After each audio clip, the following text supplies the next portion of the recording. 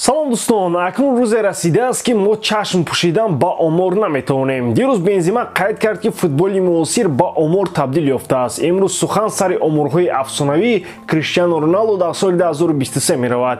агар касе фаромӯш карда бошад, хотиррасон мекунем ки Роналду 38 сол дорад. 38. футболбози португалӣ пас аз фатҳи қуллаҳои баландтарин дар футболи Аврупо айни замон дар Осиё тавре бозӣ дорад ки гӯё аз сар ҷавониашро мегузаронад.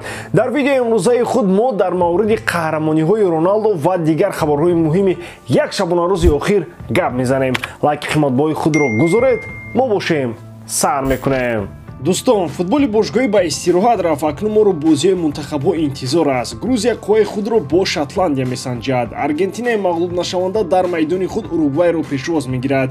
бразилия бе неймар ба колумбия меравад. арменияе ки барои баромадан аз гурӯҳ мубориза мебарад, во мехӯрад бо уэлс. чӣ гуна сенсатсияҳо моро мунтахабҳо тайёр карданд? тамошои рақобатҳоро бо 1x бозам ҷолибтар гардонед. дар он ҷо регистратсияи осон, пур кардани маблағ аз тамоми гӯшаву канори дунё, вале аз ҳам муҳим, бонус то ҳаҷми $100 дар аввалин пардохт бо промокоди AMG 0777. ссилкаи бозӣ дар комментарияи ин видео. ҷуд Беллингем ба дастаи мунтахаби Англия дар бозиҳои ҷамъбастии марҳилаи интихобии чемпионати Аврупо кӯмак расонида наметавонад. ин футболбоз ҳафтаи гузашта осеб бардошт. бо ҳамин сабаб ӯ наметавонад бо мунтахаби кишвари худ кӯмак намояд.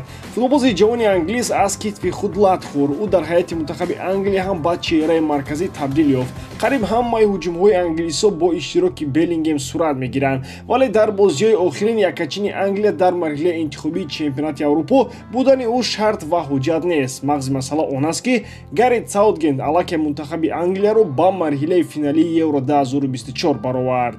бозиҳои асосгузорони футбол рӯзи 17 ноябр бо мунтахаби Малта ва рӯзи 20 ноябр бо тими Македонияи Шимолӣ хоҳанд буд. дар ин рақобатҳо Гарет Саутгейт метавонад ҳайати захиравиро ба майдон орад. чанде аз бозингарони ҷавон метавонанд мавриди санҷиш қарор гиранд. барои Англия ин бозиҳо баробар ба дидори рафиқона ҳастанд, аммо аз тарафи дигар Саутгейт шояд хоҳиши ҷазир кардани омори худро надошта бошад ва бо тамоми қувва бозӣ мекунад. Руди Гарсия аз вазифаи сармураббигии дастаи Наполи барканор карда шуд. ин акнун хабари расмӣ аст. ба ҷои собиқ мураббии ин тим Валтер Мацари даъват карда шуд. ӯ то охири мавсим бо Наполи шартнома ба имзо расон. тибқи шартнома дар охири мавсими ҷорӣ Мацари аз Неапл меравад, вале гуфта мешавад ки агар кори ӯ ба Де Лаурентис писанд ояд, ӯ метавонад бо Валтер қарордоди нав ба имзо расонад. Де Лаурентис ҳам аҷоиб одам будааст. Гарсияро ки ба Мацари иваз мекунад? ин ҳатто 2.15 яксӣ нест. Мацари аз Гарсия заифтар аст. вақте ки ӯ аз соли 2009 то соли 2013 дар Наполи кор карда буд, танҳо як ҷоиза гирифт, ҷоми Италия дар соли 2012. акнун биёед ба натиҷаҳои ӯ пас аз ин ҷоиза таваҷҷӯҳ кунем. мавсими 2013-14 ӯ аз Интер барои натиҷаҳои заифтар аз кори имрӯзаи Гарсия дар Наполи ронда шуд. мавсими 2016-2017 дар дастаи Уотфорд кор кард ва зинаи 17-умро гирифт. мавсими 2019-2020 ӯ дар Торино фаъолият мебурд ва моҳи феврал пас аз натиҷаҳои заиф ва зинаи 16-уми Торино аз кор сабукдӯш гардид. мавсими 2021-2022 ӯ Кальяриро ба серияи Б аммо Де Лаурентис одами хос бо қарорҳои аҷоиби худ аст. акнун Наполиро мебинем ки ба чӣ мерасонад. Ҷейден Санчо то зимистон дар Манчестер Юнайтед тоқат карда баъдан метавонад ба Ювентус равад. дастаи шаҳри Турин мехоҳад дар фасли зимистонаи трансферӣ бозингари англисро ба сафи худ ҷалб кунад. МЮ мехоҳад Санчоро ҳарчи зудтар фурӯшад. Ювентус бошад танҳо ба аренда омодааст. туриниҳо нақша доранд ки то охири мавсим ӯро истифода бурда боз ба Англия баргардонанд. аммо Манчестер Юнайтед пофишорӣ карда мехоҳад бозингари мазкурро фурӯшад, чун ин футболбоз ба Манчестер Юнайтед ва алахусус ба сармураббии он Тен Хаг лозим нест. пас Ювентус ки ба чунин бозингар ниёз дорад, мехоҳад Санчоро дуруст истифода барад.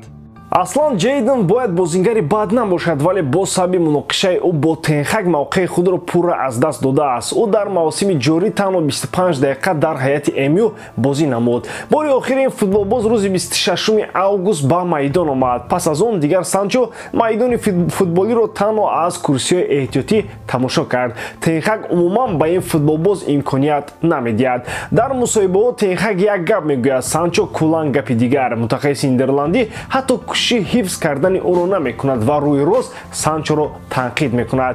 ҳама ин боиси он мешавад ки Санчо моҳи январ метавонад ба шаҳри Турин равад. Криштиано Роналдо дар соли 2023 медонед чанд гол дорад? 45 гол. Ин шӯхӣ нест. Дар ҳамин шаб рӯз бештар аз Криш танҳо ду нафари дигар гол доранд. Холанд ки айни замон 48 гол ба номаш сабт кардааст ва Харри Кейн ки бозингари мазкур дар ҳисоби худ 47 гол дорад. То охири ҳафтаи гузашта Роналдо аз Кейн пешсаф буд, вале Харри дар Бундеслига голҳоро пачка мезанад. Табиист ки бозингари мазкур шумораи голҳои худро зиёд кард. Роналдо ҳам дар чемпионати дохилии Арабистони Саудӣ ва ҳам дар мусобиқаи Осиё дар сатҳи баланд баромад дорад. Ӯ тавонист дар мунтахаби Португалия ҳам ба натиҷаҳои хуб расад. Футболбози номдор дар рақобат бо дастаи мо Истиқлол ҳам гол зад. Дар бозии якум бар зидди Алдуҳайл ҳам ӯ тавонист дар сатҳи баланд бозӣ карда фоиданок бошад. Дар рақобати даври чорум дар Қатар бар муқобили Алдуҳайл ӯ иштирок накард. Ҳама дар интизори он ҳастанд ки Криштиано моҳи декабр ҳатман ба Душанбе меояд.